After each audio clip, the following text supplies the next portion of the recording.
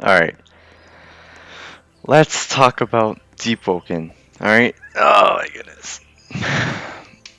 You know how in Agamatsu's recent video about Deepwoken's Fort Merit, we can clearly see that he reveals there's a blacksmith.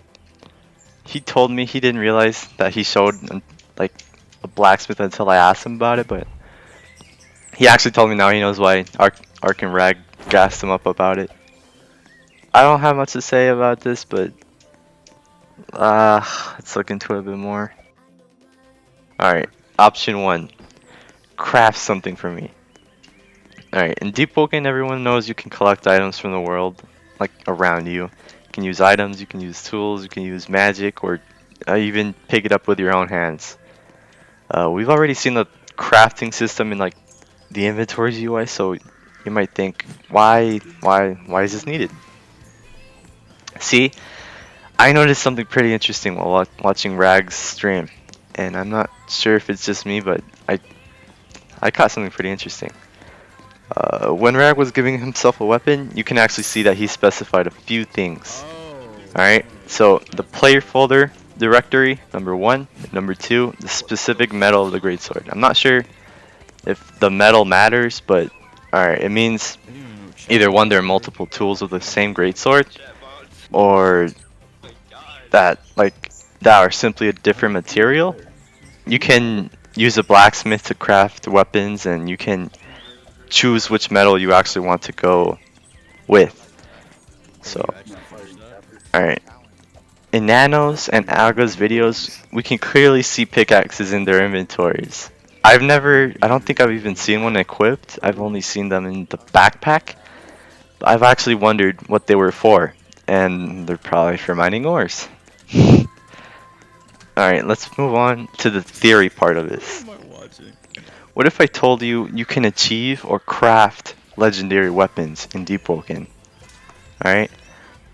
I mentioned this in a debate with Agamatsu and Raisoku, but what if in like the game Tales from the Valley, you can actually upgrade your weapon to the point where it receives a legendary status? In Tales, you had to do some certain things, you had certain requirements, like you had to have like notoriety, you have to like kill people, alright?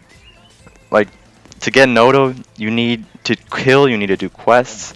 But like even so it's like pretty hard.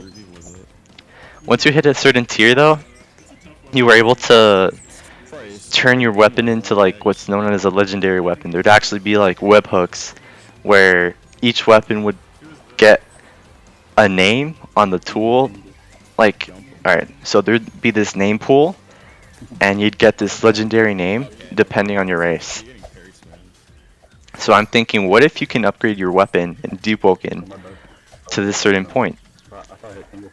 Like, even if this is already a feature or a plan one, it probably won't be that similar or that easy or even attainable in the way we think. So, alright, moving on to number 2, armor repairs.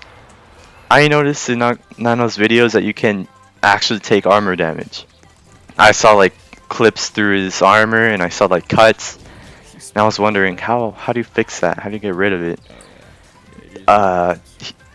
Since Nano didn't leak the blacksmith and they actually cut back to the part where they're just simply around the campfire, I didn't really know, obviously. But now we know because Aga leaked the blacksmith. Alright, number 3. Schematics. I have no idea what this is, but I do have an idea. Try googling ship schematics. Alright, so I wonder if the blacksmith is a guy to help you make these ship blueprints? I don't know.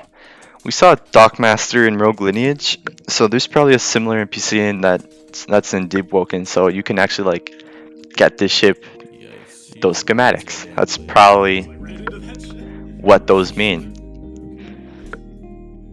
I don't really know how you like get ships in the end, but that's probably how. Blacksmith will probably like help you get those blueprints, and you can take those blueprints to something else, someone else. I'm not sure. There's a lot to think about from the leaks that we get, but there's not enough to go off of. But yep, that's it for now. See ya.